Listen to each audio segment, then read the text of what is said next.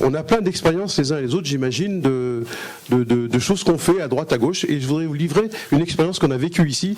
Et moi, j'étais très, très étonné. On avait l'an dernier un cycle qui s'appelait l'Archipel des Résistances. Et donc, on a un jour invité des gens qui sont le réseau Éducation sans frontières, Robin des Villes, les gens qui remettaient le courant électrique à ceux qui étaient coupés à un moment donné, et les faucheurs volontaires. Et cette immense découverte que j'ai faite, c'est qu'en fait, ils ne se connaissaient pas. Et donc, bien évidemment, ça veut dire que des nouvelles champs d'action sociale, d'action politique, d'action sociale, d'action politique, n'étaient pas coordonnés entre eux, ne sont pas coordonnés entre eux. Alors moi, ça, c'est une vraie question, parce que bien évidemment, on a du retard. On patine, on se sent impuissant. Et je me dis, et c'est un peu une question à toi, Miguel, mais également à tous. Qu'est-ce qu'on pense faut-il s'organiser ou pas? Voilà. Alors, moi, je profite pour répondre les premiers parce que j'ai le micro. Non, moi je crois d'abord que les lieux de pouvoir existent.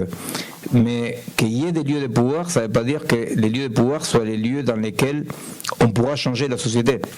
Vous comprenez? C'est-à-dire, les lieux de pouvoir sont des lieux qu'il faut lutter contre, qu'il faut les bordéliser, qu'il faut les saturer, qu'il faut tout ce que vous voulez.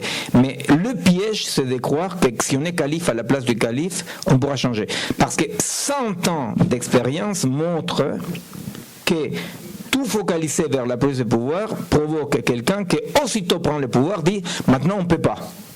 Voyez. Donc les lieux de pouvoir existent, il faut les connaître, mais il faut savoir que les changements est un changement à niveau de la puissance multiple qui effectivement oblige les lieux de pouvoir de changer. Voyez.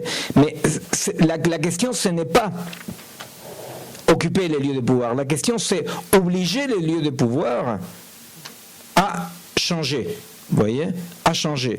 Le contre-pouvoir, c'est ça. Alors par rapport à la coordination, moi, tu vois, j'ai beaucoup travaillé, j'ai travaillé avec RSF, tu connais ce qu'on a fait, le travail qu'on a fait avec RSF, avec les DAL, donc j'étais avec des mouvements comme ça parce que ça correspondait grosso modo à la nouvelle radicalité.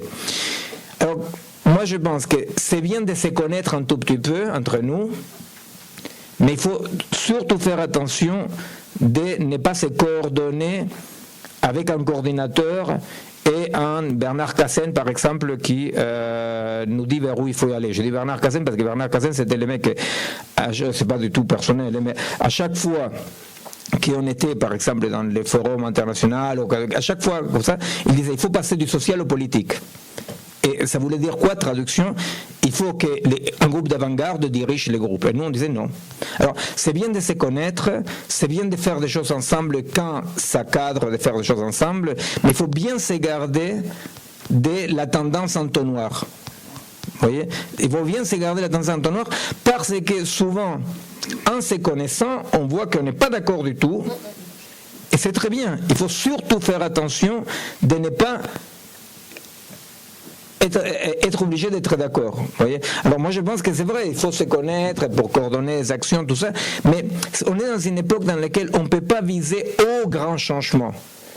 Donc la multiplicité sans commissaire politique et sans être d'accord avec l'autre, me semble fondamental dans l'époque. Il faut avoir la patience de qu'une intelligence collective émerge des pratiques multiples.